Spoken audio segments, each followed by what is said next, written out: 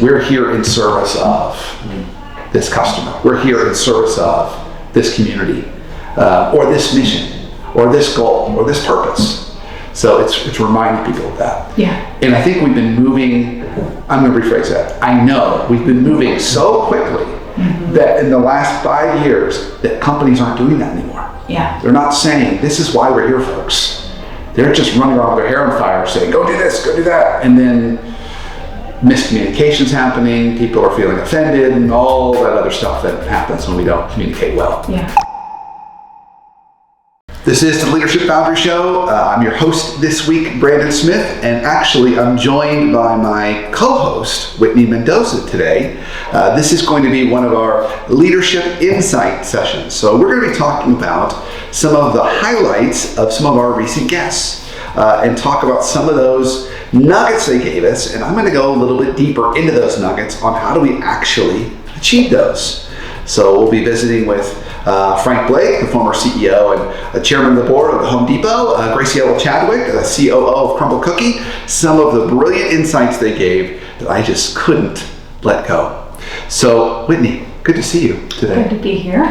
I'm excited for our conversation. We've had some really, we always have great guests. Yes. But there have just been some great guests recently that have dropped some true mic drop moments on us. Yeah. That I just feel like we gotta pick the mic back up and continue the conversation a little bit more. I agree. It was, both of these episodes with Frank and Graciela, they also gave us book recommendations, and I'm over here like, when are you going to write your book? Because I think you got a book in you. Oh, I think they both could totally do that. Both of them have got enough insight and wisdom to write their own books. Absolutely. We'll have to encourage them to do that.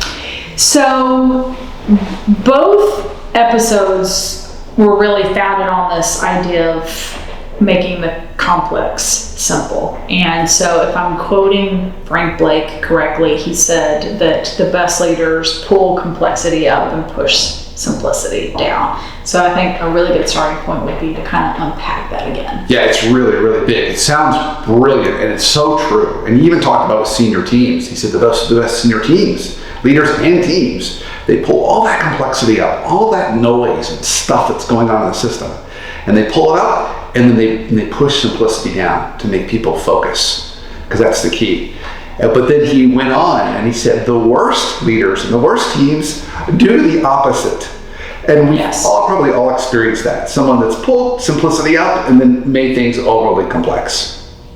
And we all hear that and say, oh yeah, I get that. But I think what I want to talk about is how do we actually do it?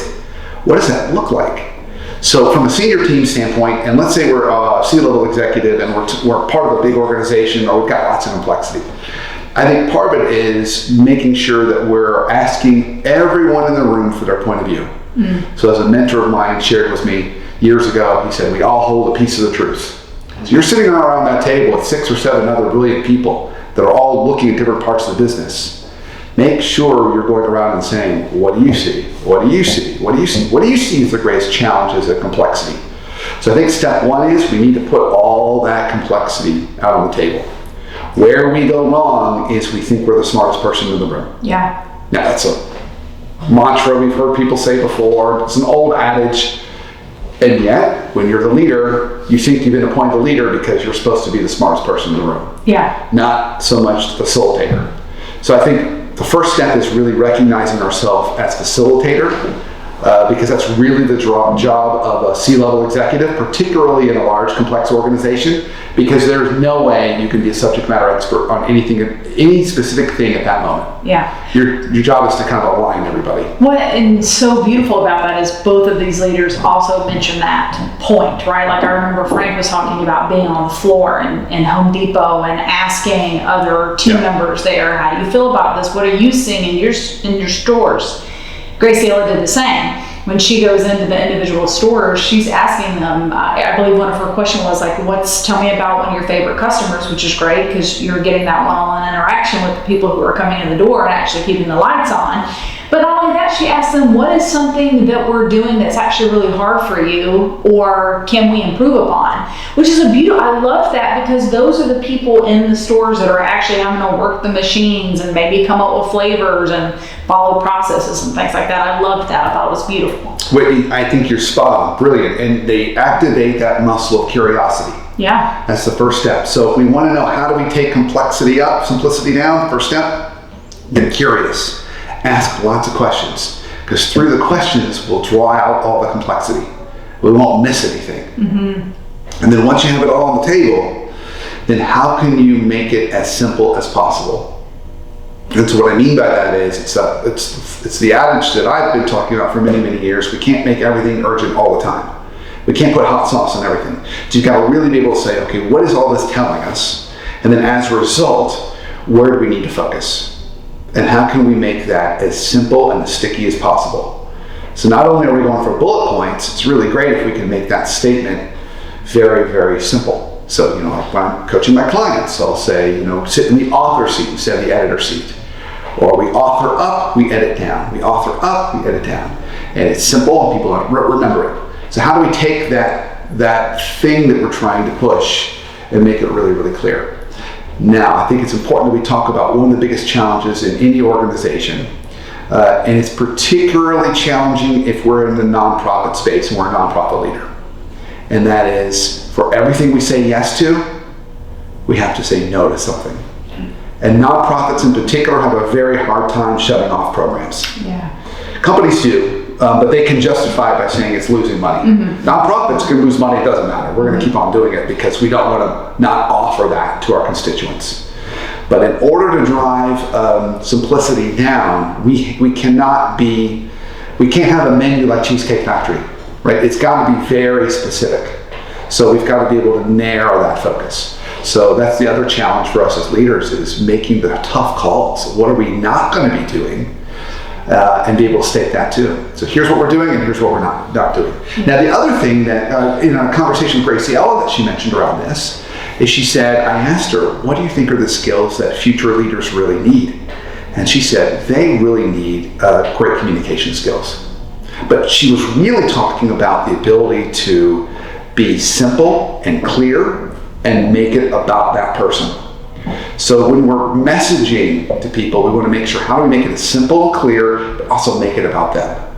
Right? We're trying to create, I think the one thing Graciela talked about was creating those moments for people, those meaningful moments. So maybe that's what we're trying to create for our customers, or whatever it is, but come down with that simple, clear thing that shares kind of the why, or shares that meaning, is the ideal. So those might be some good starting places on how we actually take this idea of complexity up, simplicity down.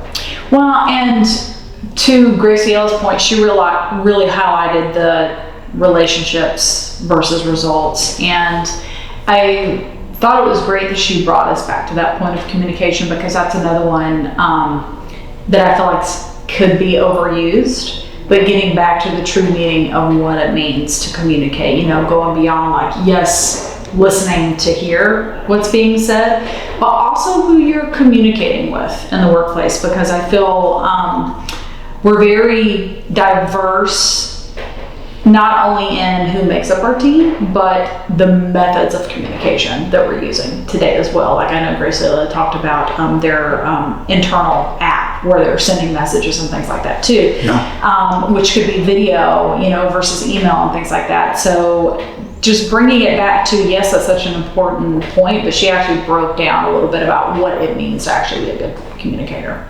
And I love that. I think that's the second thing I want to make sure we talk about here today, is that whole notion of relationships and results, because it really is an important balance. So let's just talk about it from a communication standpoint. If we're all about relationships, then I'm going to just want to know about you and get to know you and honor you, and it's going to be about you and me and us, and that's great. And while that's good and we like that, and there's a bit of a kind of a wave or cultural current to move that way towards managers. Managers are taught they're supposed to do that first and foremost. Mm-hmm. I don't agree with that, because it's too far on the spectrum. We lose sight of why we're there. We're not there to have coffee and understand each other's life journeys. Those are good things to know when we're building relationships with each other. But we're there in the service of something else. We're there to do a job. Right. And whether we're in a nonprofit and we're serving the community around us, or we're in a for-profit company and we're providing services or products or whatever happens to be, we're there to do a job. So if we go too far on the relationship side, it becomes more about do the relationship and not the actual reason why we're there. If we go too far on the results, then it's like, I don't care about your personal life. I don't care about your excuses. Everybody's got to be held to the same standard, and you've got to do these things, and that can feel cold. That can feel rigid and insensitive. That's another one answer I get from people when I say, if you've ever experienced working with a leader that's too results focused, what does that feel like? The number one answer they give me is cold. Right? The good news is they have clarity, and we've talked about clarity being the antidote to dysfunction.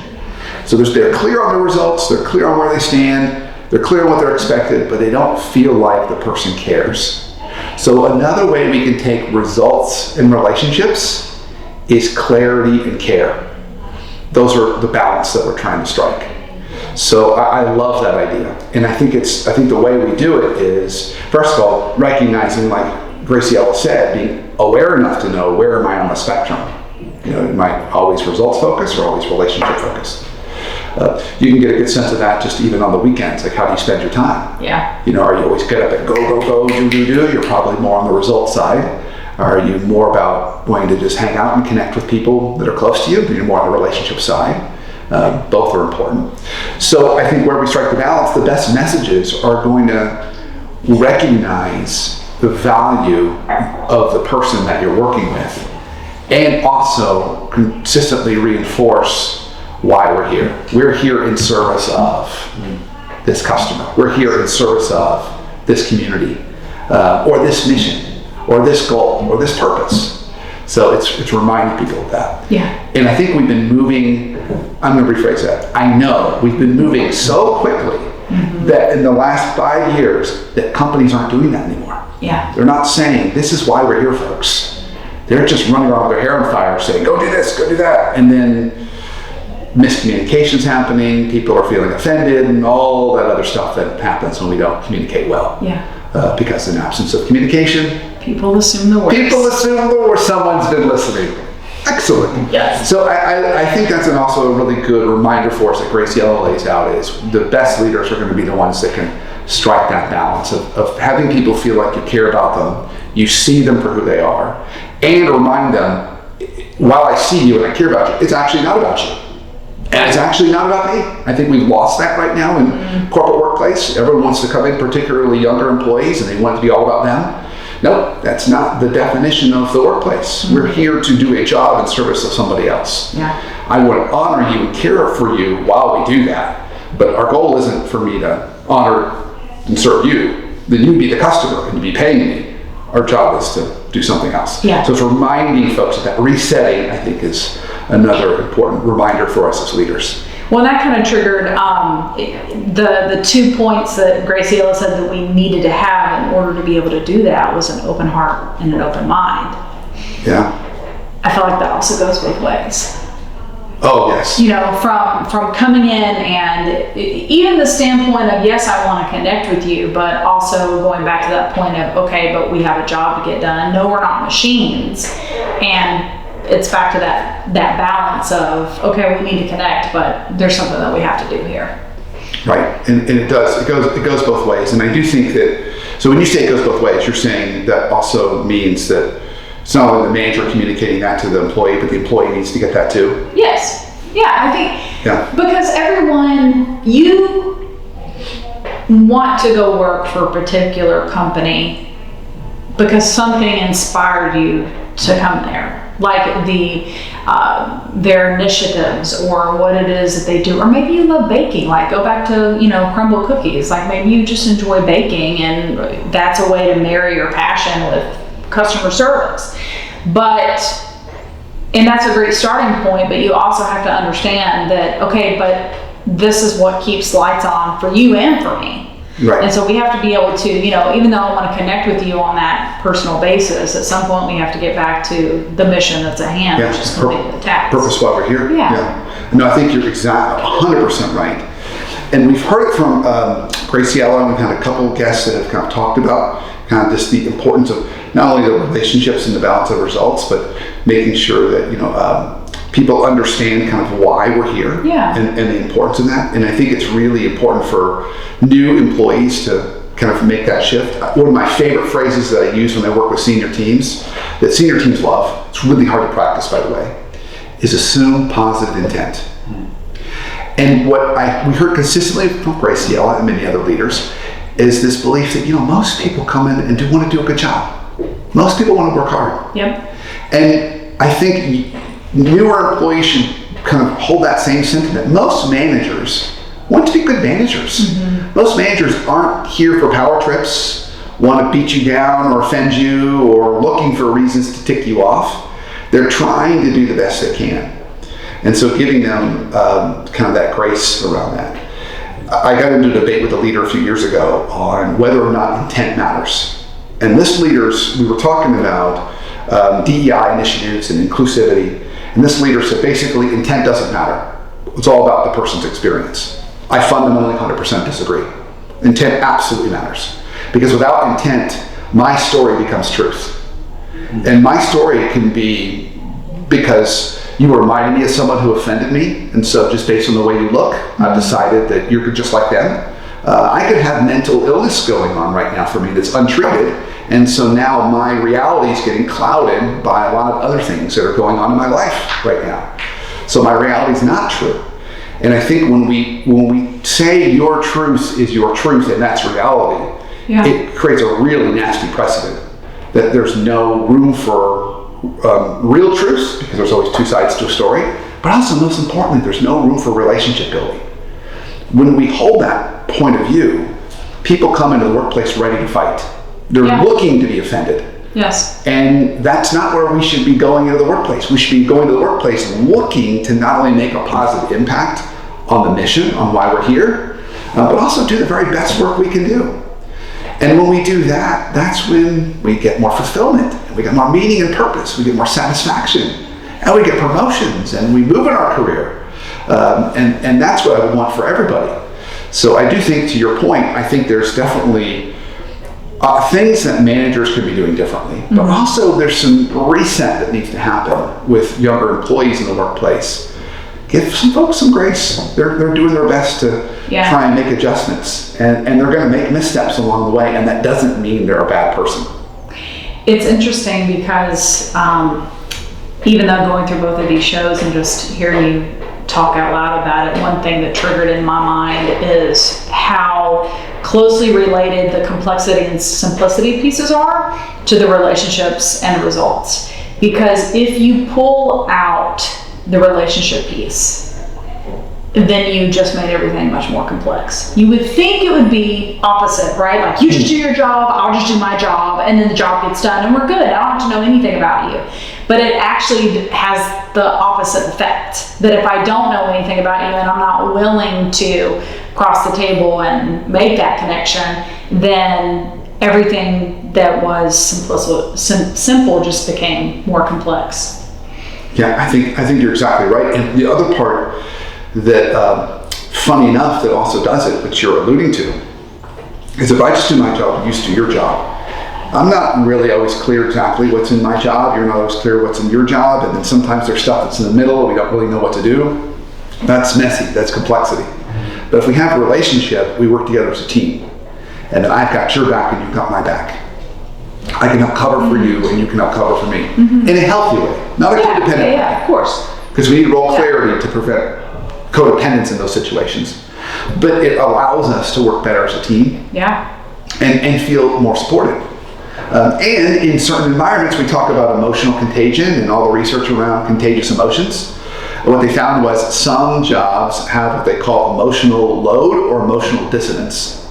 And so emotional dissonance is you've got to be happy when the person you're serving is not.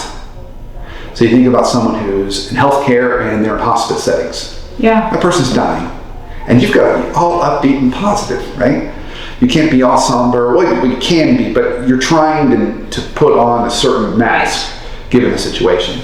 And then emotional load is when you're constantly in environments that are kind of beating you up a little bit. Maybe you're in customer service and you're the one who feels all the complaints.